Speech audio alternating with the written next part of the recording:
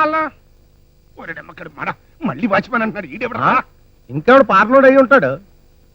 Hello hello yes నేనే I watchman ఉండు owner కి గివింగ్ మాట్లాడు. Hello partner, I pick your bill కింటర్ okay, what not okay, why yes he given advance, of course it's glucose, we not send antiques, wait I ask my watchman. రే watchman, urgent గా బొమ్మ పంపిస్తారా లేకపోతే తీసుకున్న advance తిరిగి ఇస్తారా అని అడుగుతున్నాడు. హలో హలో ఐ తీసుకున్న అడ్వాన్స్ తిరిగి గివింగ్, నో అలవాట్స్, బొమ్మ సెండింగ్. సెండింగ్ ఆ లేడీ ఆఫీసర్ నిన్ను బొక్కలోకి సెండింగ్, అక్కడతో నీ పని ఎండింగ్. నువ్వు సైలెన్స్ ప్లీజ్. ఎవరక్కడ?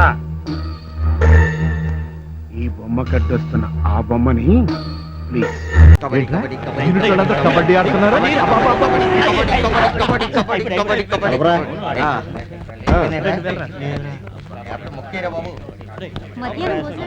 సార్ షూటింగ్ వచ్చారా పిక్నిక్ వచ్చారా? కులాసాగా ప్యాక్ ఆడుతున్నారు.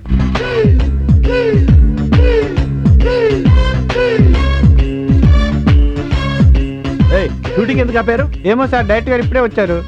Come here sir. నమస్కారం సార్. అరే మీరేంటురా? ఏంటి నేను ఎవరిని? డైరెక్టర్ గారండి. నువ్వెవరు? ప్రొడ్యూసర్. ఏంటి అక్కడ ఎంక్వైరీ చేస్తున్నావు? అబ్బాయి అదే లేదు సార్, ప్రాబ్లం ఏమిటి అని అడుగుతున్నాను అంతే. ఓవర్ యాక్షన్ వద్దు. లేదు సార్. అరే ఎవరు అక్కడ ఎక్కడ మ్యూజిక్ డైరెక్టర్? మ్యూజిక్ డైరెక్టర్ పిలవండి. Where is music director? Ask him to come here. ఏంటి సార్ పిక్చర్? షూటింగ్ ఎందుకు కలిసి ఉందో చెప్పక్కడ. సార్ ప్రొడక్షన్ సైడ్ చాలా వీక్ గా ఉందండి. ఏమైంది సార్? భుజన్ సాగర్ లో బుద్ధుడి బొమ్మ పక్కన రావి చెట్టు పెట్టాలని నిన్న రాత్రంగా చెప్పాం, ఇంత రెడీ కాలేదు. ఆఫ్టర్ మంత్రి బుద్ధుడి విగ్రహం పక్కన నీళ్ళల్లో రావి చెట్టా సార్? ఏంటి వెటకారంగా ఉందా? లేదు సార్, నా వర్కింగ్ స్టైల్ అలాగే ఉంటది. సార్ రావి చెట్టు బుద్ధుడి విగ్రహం రేపు చేద్దాం సార్. ఇవాళ కొత్త సీన్ ఏమైనా ప్లాన్ చేయండి. ఇలా ఇబ్బంది పెడతారా మీరు? What non sense. విమానం చెంది కదా, విమానం తీసుకొచ్చి అక్కడ ఆపై లెక్కల మీద హీరోయిన్లు కూర్చుని మాట్లాడుకుంటారు. ఆ సీన్ ప్లాన్ చేస్తాను. ఒక అరగంటలో విమానం తప్పించండి. ఓకే. విమానం మధ్యలో ఎలా అవుతుంది సార్? ఈడెవడో కొత్త ఫేసా? నా సెట్ లో కొత్త ఫేస్ కనపడిందంటే ప్యాకప్ అంతే. ప్యాకప్ చెప్పాయి. సారీ చెప్పారు.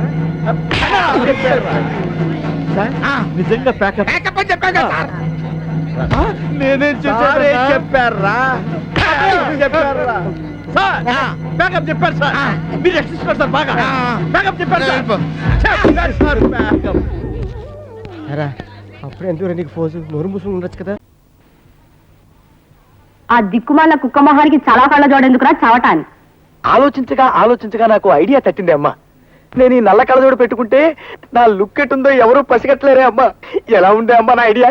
ఏంటి మొహం కడుక్కున్నట్టుంది గాని ఈ పెళ్లి చూపుల్లో కూడా తింగర చేష్ట చేశావంటే ఇక చస్తే నీకు పెళ్లి సంబంధాలు చూడండి. నేను ఏమక్కర్లేదు, ఈ సంబంధం ఖాయమైపోతుంది చూసుకో. రండి అల్లుడు గారు. అలా పడిపోయాడరా? శుభం గాజు పగిలితే శుభం అంటారు. ఏం శుభం లేండి అన్నయ్య గారు, గాజు పగిలితే అసలు రంగు బయటపడుతుందని నా భయం. ఓ అద్దం పోయింది కదా, ఆ కళ్ళజోడు తీసేయండి అల్లుడు గారు. పర్వాలేదండి, ఇది ఉంటే సగం పరువైనా దక్కుతుంది. రాబే అమ్మ. రండి. కాకి చూపు చూసుకుంటూ జాగ్రత్తగా పద.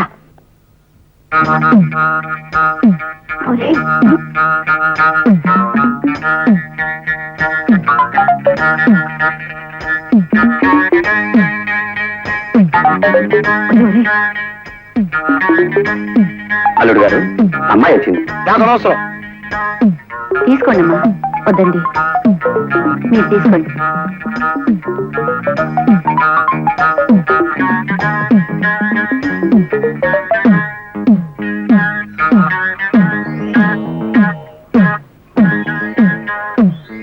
బాబు పిల్లని ఒకసారి చూడండి. అలా చూడండి. నేను పిల్ల నాకెందుకు, పాలకోవ ఉందిగా. ఇవాళ లేవులే లేదు చెప్తాను. మర్యాదగా గడప దాటండి. పోండి.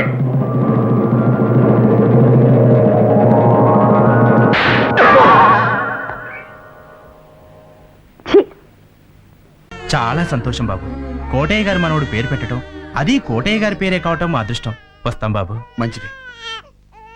ఒరే గవర్రాజు, ఏట్రా చూసావా ఈ వ్యవహారం రోజు రోజుకి ఎలా ముదిరిపోతుందో? చూస్తున్నా. రాస్తున్నావా ఏంటి గడ్డా? నాయనా వెంకన్న, ఏమిట్రా విశేషాలు? ఏంటంటే సీసాలా? మా ఆయన తాగడండి. ఇదిగో బాబుగారు ఏదో అడుగుతున్నారు చెవుడా? ఆ, నిన్ను కట్టుకున్నాక చెవుడు మూర్ఛ పక్షవాతం అన్ని వచ్చేసినాయి. కోపడకరా. ఊరంతా శివరాముని కోటయ్య గారు మనవడని నమ్మి పెళ్లిళ్ళు పండుగలు జరుపుకుంటారు బాబు గారు. అతను అసలు వారసుడు అవునో కాదో తేల్చి చెప్పాల్సింది మనమే కదండి. పదుగురాడు మాట పాడి అయి ధరజెల్లు. హాయ్. అర్థం తెలుసుగా. దేవుడి ఊరేగింపులో బందోబస్తు పోలీసుల్లా ఉండిపోతే పరువు పోతుందిరా. అయితే ఏం చేద్దామంటారు? చేద్దాం కాదురా, ఆ. చేయిద్దాం. ఆ. రేపు కోటయ్య గారు ఆబ్ధికం కదా.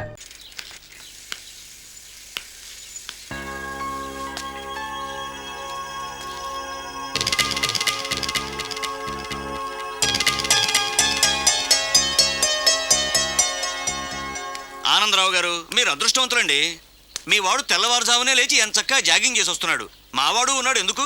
రాత్రి 12ంటికి ఇంటికి చేరాడు, ఇప్పటి వరకు నిద్రే లేవలేదు.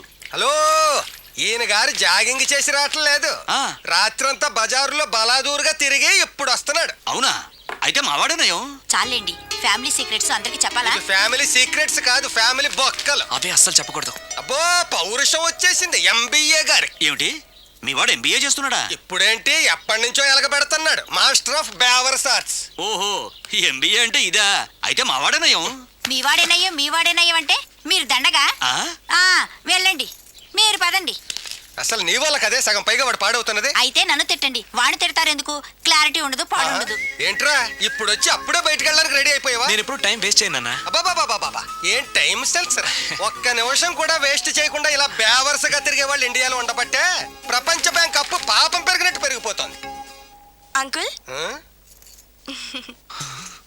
వచ్చింది మార్కుల దెయ్యం. రామ్మ త్రిపుర సుందరి. తయారైంది పొద్దున్నే. ఏంటి, నీ పుట్టినరోజా? లేదంటీ, హాఫ్ ఇయర్లీ ఎగ్జామ్స్ లో ప్రతి సబ్జెక్ట్ లోనూ 90 మార్క్స్ వచ్చాయి. విన్నావా? ఆ అమ్మాయికి ప్రతి సబ్జెక్ట్ లోనూ 100కి 90 మార్కులు వచ్చాయంట.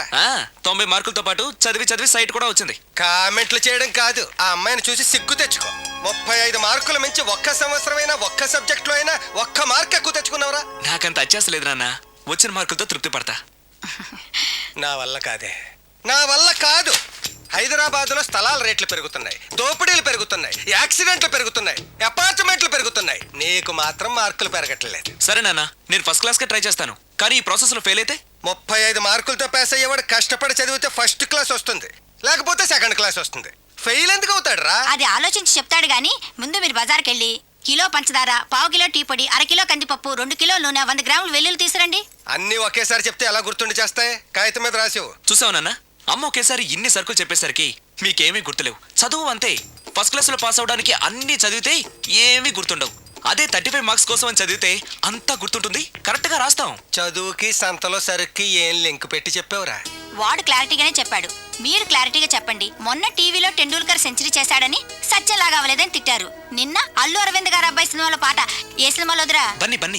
ఆ బన్నీ సినిమాలో పాట టీవీలో వస్తే ఆ కుర్రాడు చూసి నేర్చుకోమన్నారు. ఇవాళ ఈ అమ్మాయిలా ఫస్ట్ క్లాస్ లో పాస్ అవ్వలేదని తిడుతున్నారు. ఇంతకి సచిన్ అవ్వాలా, బన్నీ అవ్వాలా, ఫస్ట్ క్లాస్ లో పాస్ అవ్వాలా? ముందు వాడు క్లారిటీగా చెప్పండి. ఐఏఎస్ అవ్వాలనుకుంటున్నాను. అవుతాడా? నాకు మీరు సీఎం అవ్వాలనుంది. అవుతారా? అవ్వరు కదా, వాడు అంతే. ఇక నేను బయలుదేరుతానంటీ. కాఫీ తాగెళ్ళమ్మా. లేదంటీ, పక్కింటి సరళ పెద్ద మనిషి అయింది, ఆ ఫంక్షన్కి వెళ్ళాలి.